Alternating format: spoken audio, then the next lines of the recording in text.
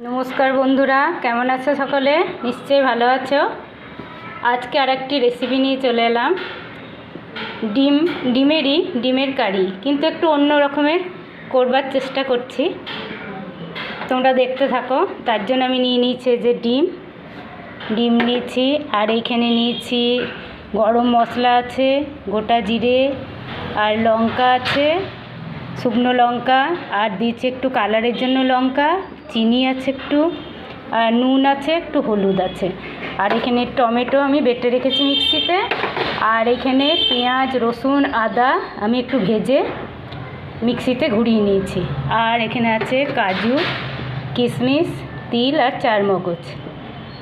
তাহলে বন্ধুরা তোমরা দেখতে থাকো আমি কিভাবে রান্নাটা করছি। আগে ডিমগুলো ভেজে নিই।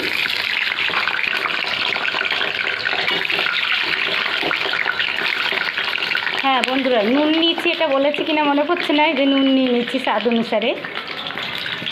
এবার ডিমগুলো আমি একটু ভেজে নিই, হালকা লালভাবে ভেজে নেব। এই যে ভাজা চলছে, আর একটু লাল লাল করব, খুব বেশি লাল লাল করব না।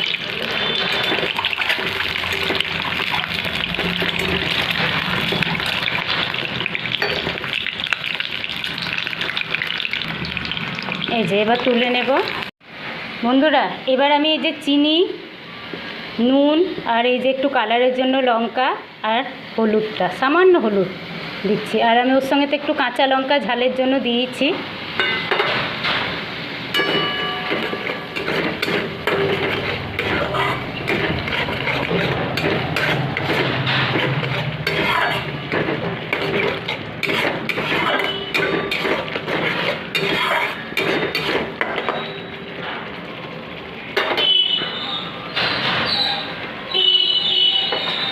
এরপর আমি এই যে কাজু, কিশমিশ, চারমগজ আর তিল বাটাটা দিয়ে দিচ্ছি।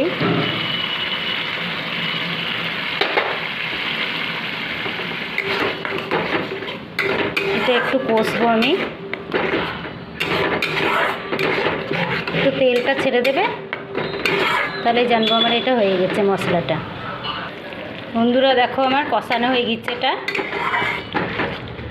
এটা বেশি ঝোল হবে না, একটু গায়ে গায়ে হবে, আবার খুব গায়ে গায়ে হবে না, একটু গ্রেভি থাকবে।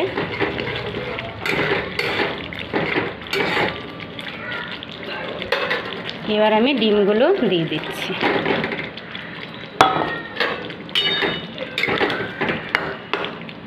এবার ডিমগুলো আমি একটু করে খুন্তিতে করে একটু কেটে দিচ্ছি মাঝখানটা।